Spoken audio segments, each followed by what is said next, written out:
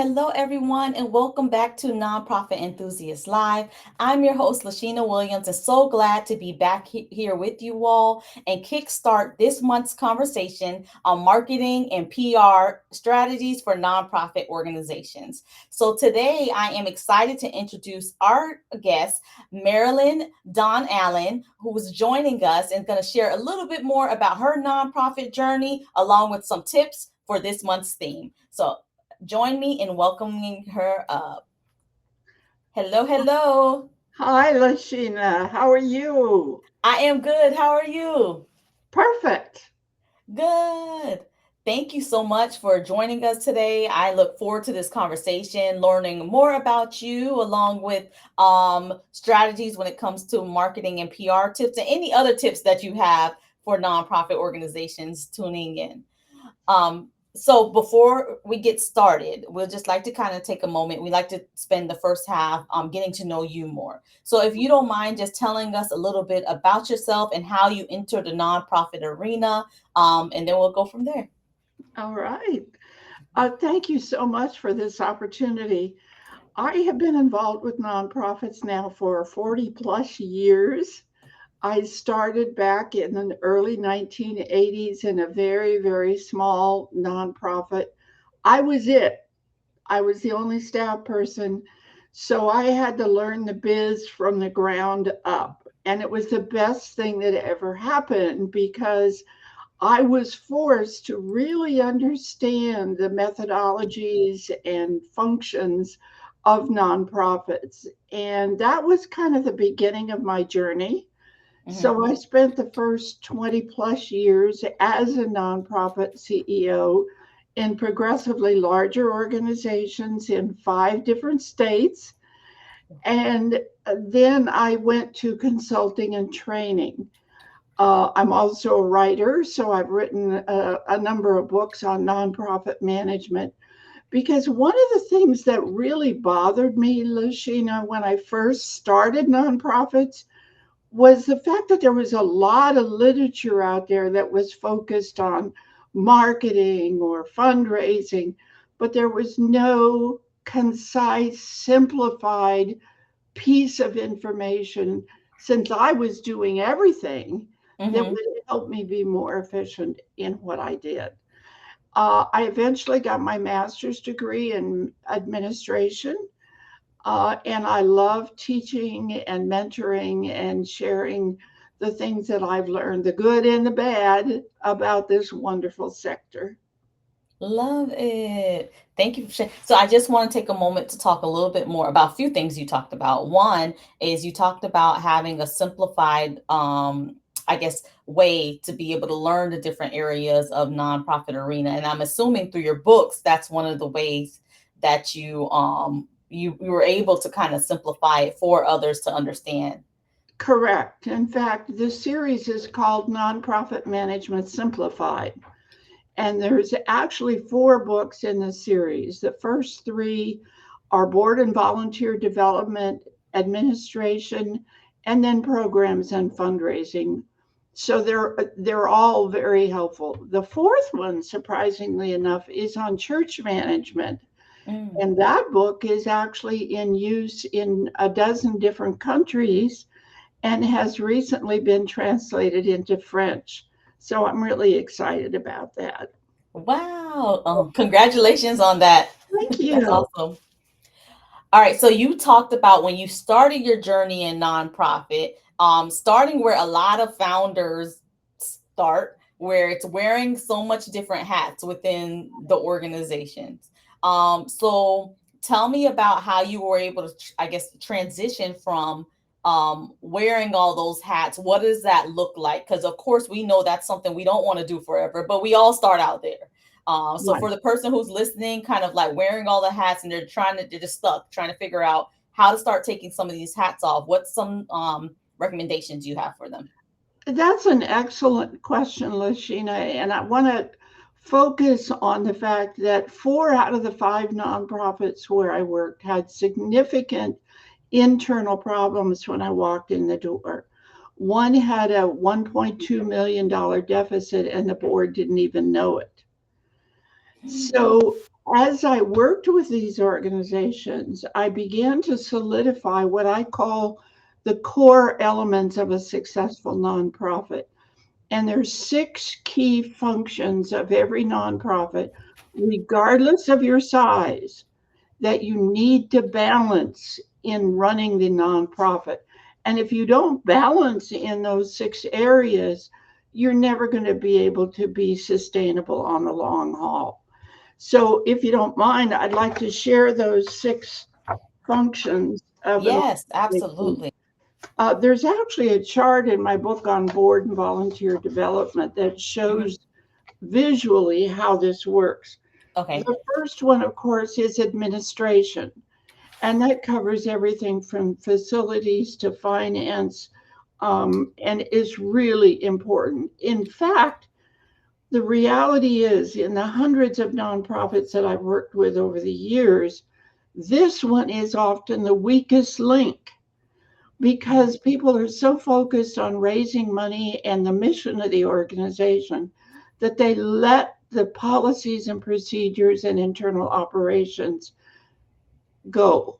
They just, oh, I don't have time for that. It's kind Right. of like strategic planning. I don't have time for that. And I'm telling you, if you don't take the time for administration and strategic planning, you're not going to be sustainable in the long haul. So the second core element is board and volunteer development. The second biggest problem that I've seen in nonprofits is lack of board training. Board members do not understand their roles, responsibilities, and lines of authority. So as a result, they have a tendency to interfere with staff because they think they're the boss. And so it just creates all kinds of issues. So I, again, have a chart in my book on board and volunteer development that shows how those relationships work effectively because I love boards. I Mhm. really do. But you always have at least one, what I call mutant ninja turtle board member Mhm. on your board. And you kind of have to know how to deal with those and still benefit from their expertise. Mhm. The third element is, of course, marketing, which we're going to talk a little more about here in a minute. But again, I will tell you, you can have the best marketing plan in the world, but if you don't have a good administration infrastructure, if you haven't trained your board, the marketing is going to go nowhere because Mhm. it's going to catch up with you after a while. You can Mhm. say you're the greatest nonprofit in the world, but somebody somewhere is going to say, okay, prove it. That's true. And so you got to have those other things going. The next one is simply programs. Everybody loves the programs, but there's a danger in that because you can focus all your energy and attention on programs and you're eventually going to fall if you don't deal with the other elements. The Mhm. next one is community involvement. And I have found that if you don't get involved in the community and all your staff get involved in the community, people aren't going to, number one, know who you are. That's a part of marketing. Second, you can't build community capacity if you're not involved in the Mhm. community. And every nonprofit has a significant role in their community.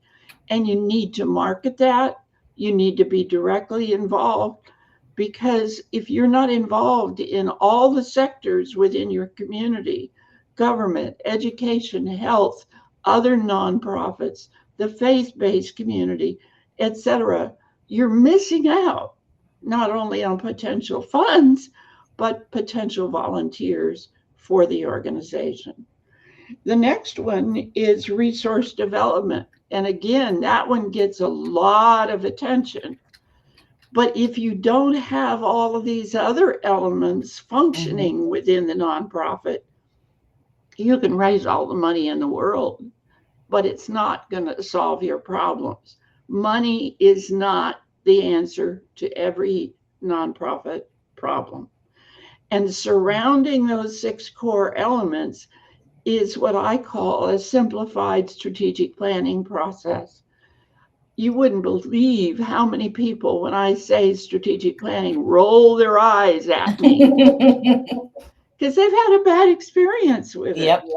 So I developed a simplified process that allows you and your board in one day to develop a strategic plan. And it really jump starts the organization, and then it's updated every year. Mm-hmm. So it's a great way to become sustainable, and it incorporates all six of the core elements so that you make sure the board and the staff have goals and focus areas and outcomes measurements for all six of those areas. So, that in a nutshell is kind of what I think are the keys to a successful and sustainable organization. Wow, I love it. So we have, to make sure I have it, we have administration, board and volunteer engagements. I know it's probably not the exact title, but marketing and PR programs, community involvement, and resource development. Correct. Love it, love it. And I love that you kind of laid that foundation, and building these areas within your organization can help you starting to take off some of those hats and Yeah, build, your team around that. correct.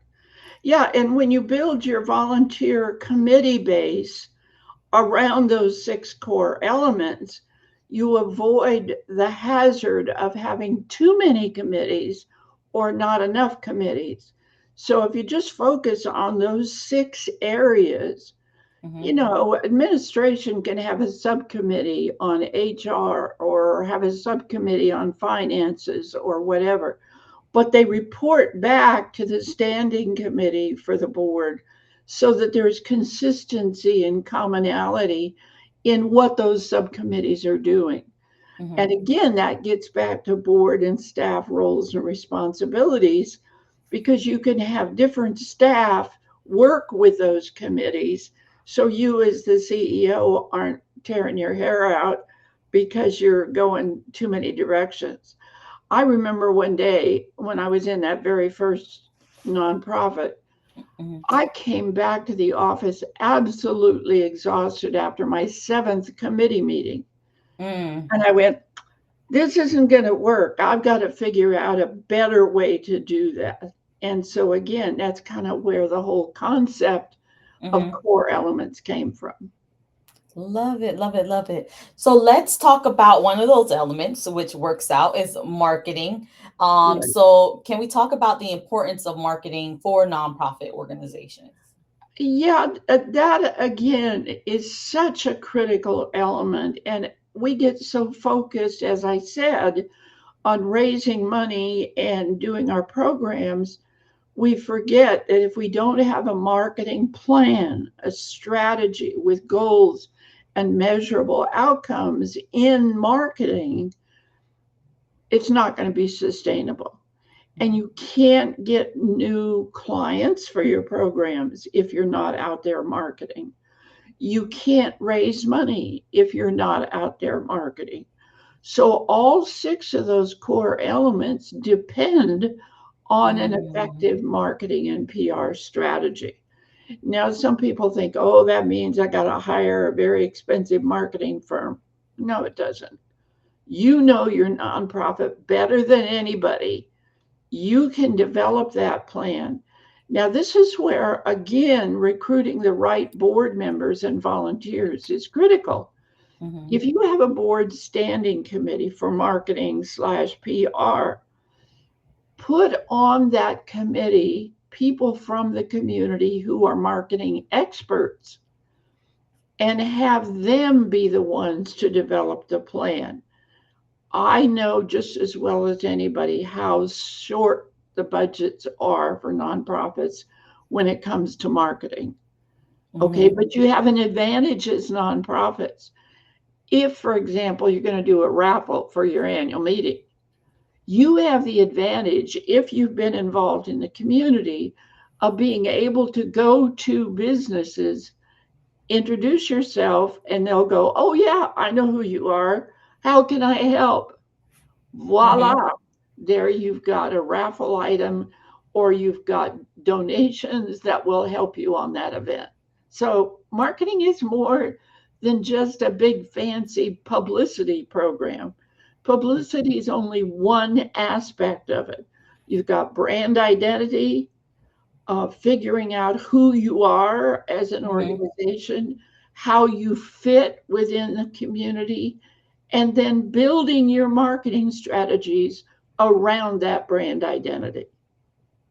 Love it. So as you're speaking, I'm kind of thinking through some scenarios that I've ran into when it comes to marketing and PR. And I'm glad that you said like you don't have to hire a firm. You know it. You know your story of your nonprofit, and who better to tell it than you, right?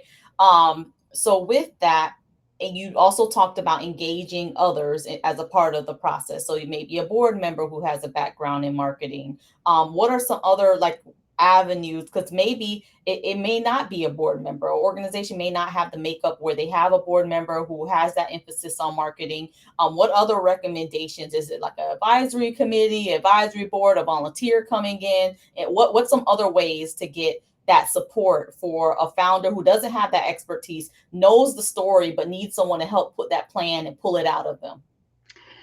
If I say St. Jude's, Mm-hmm. what's the first thing you think of? Children's Hospital. And you think of those incredible marketing campaigns that they do. And who is the focus on those campaigns? It's the children. Mm-hmm.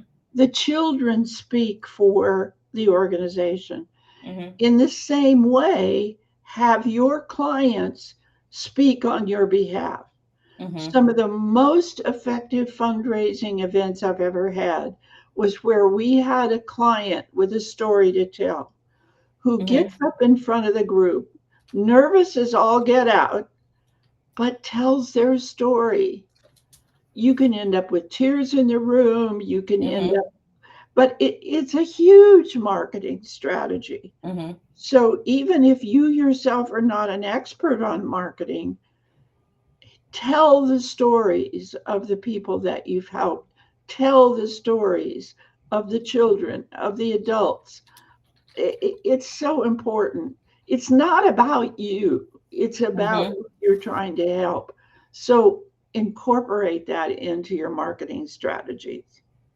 I love that you said that because and you may not know that. So in addition to nonprofit enthusiasts, I also have a nonprofit that I founded Right. back back Beautiful. in yeah. So with that, I remember the first probably like 5 years not telling anyone about it. You know, a few friends, hey, let's go mentor the youth, and that was pretty much it. And then that realization came, just like you said, it's not about me, it's about those that we serve. And the second, like those lens were removed, it's easier for me to talk about what we do, how we do it, who we impact, why we need to do it.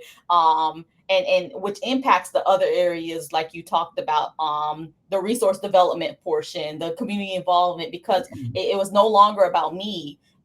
It was about those that we serve. So I love that you said that, especially because I'm sure there's someone listening that probably was in the same spot, just because you just do the work. You just it's hard Yeah. work. You love it. You just do the work.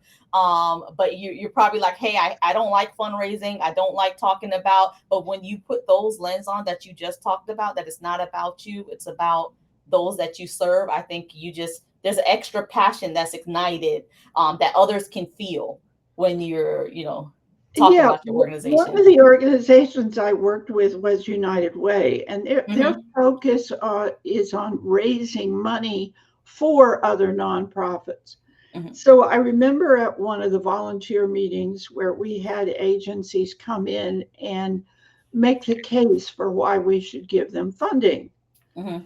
And I asked this executive director, it was a small nonprofit, and I said, why should we give you money?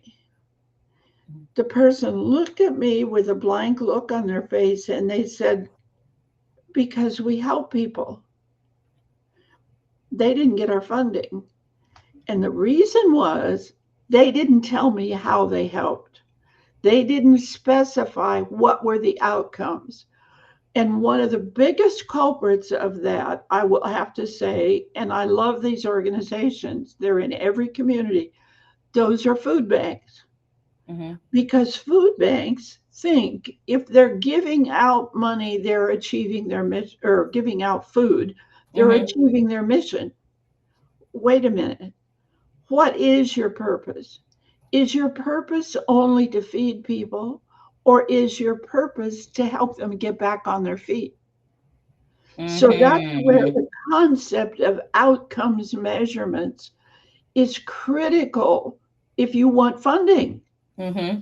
Foundations, other corporations, people who give money very generously that allow us as nonprofits to achieve our mission. They want to know what they're getting for their buck. These are Mm-hmm. business people. What am I getting for what I give you?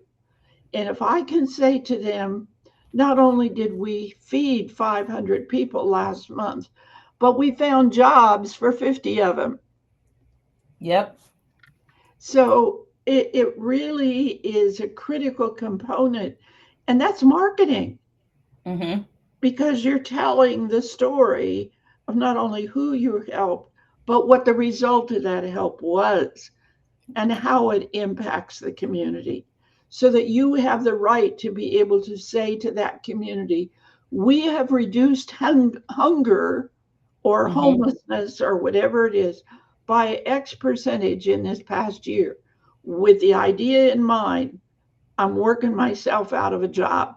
Mm-hmm. Love that. I love it. I love it. So, something I also want to kind of bring into the conversation. So, we talked about marketing and the NPR a little, and on Right. something else that you talked about was community involvement. How does that tie in to supporting your brand and marketing efforts and so forth? Um, One of the things that I got involved in at my, let's see, which one was it? That was my very first nonprofit. Mm-hmm. Again, remember, I was the only staff person. Mm-hmm. And the publisher of the local newspaper said to me, why should I help you? You can't prove to me that you've done anything. We're back to outcomes measurements, right? Mm-hmm. So I got to thinking, okay, how can I help evaluate the effectiveness of not just my nonprofit, but the whole sector within Mm-hmm. the community? Mm-hmm. So we pulled together a what we called a problem solving conference. Now, at the heart of that was marketing and PR for all the nonprofits, because we promoted that event. It was a 2 day event up the wazoo. And fortunately, the publisher thought it was a great idea. So he sponsored the whole thing, which was great. Mm-hmm. So, what we did is we used focus groups, and we brought the nonprofits into various focus areas like um, homelessness, food, um, information or referral, crisis, whatever. Mm-hmm. And then people would pick which focus group they wanted to go to. Not only did they have a chance to market their own organization, but they learned about other nonprofits. And you know the most surprising result of that conference? We learned that it's not that we don't have enough nonprofits, it's that nobody knows what we're doing. Mm. Wow. And that was key, Yep. because that community had 26% unemployment at the time. So everybody thought, oh, we just need more money. We need more money. Mm-hmm. That was not the problem. And the conference then helped people, the nonprofits, to market what they were doing. And light bulbs were going off all over the places. Oh, Wow. you do that? I didn't know you did that. I'm going to call you. So it was internal marketing, but at the same time, there was a reporter there who wrote stories on what these nonprofits are doing. Mm-hmm. So here we are again, tying in community involvement with marketing and ultimately fundraising. So it all meshes together. I love it. I love it. I can just talk to you all day about all of these topics here. So I really appreciate you coming on today. Thank you. Well, that's one of the advantages to this gray hair. I've got a little bit of experience. I love it. Thank you. Thank you. So, okay, I know earlier you talked about your book. If you don't mind just sharing, how can people grab the book along with stay connected with you? Okay. Um, this is the cover of the Nonprofit Management Simplified book. I know it's backwards, but still, you get the idea. Hmm. And it's like a handbook because it's got all kinds of forms. It's got step by step instructions because it's about simplified, and those are available on Amazon. I also have a series of about 9 what I call toolkits. These Hmm. are really short books of less than 100 pages on specific books, like on specific topics like sustainability, communications, gift acceptance policies, effective meetings, etc. And those are also available on Amazon. You can reach me at mldonnellanauthor@gmail.com. Awesome. Well, thank you so much once again for coming and joining us today. I hope that we can have more conversations like these in the future. Love it. And we appreciate you coming on. Thank you. I really appreciate it, Lasheena. Thank you. Thank you. All right, everyone. So, thank you all so much for tuning in, and we'll see you for the next Nonprofit Enthusiast Live. Bye, everyone. Bye.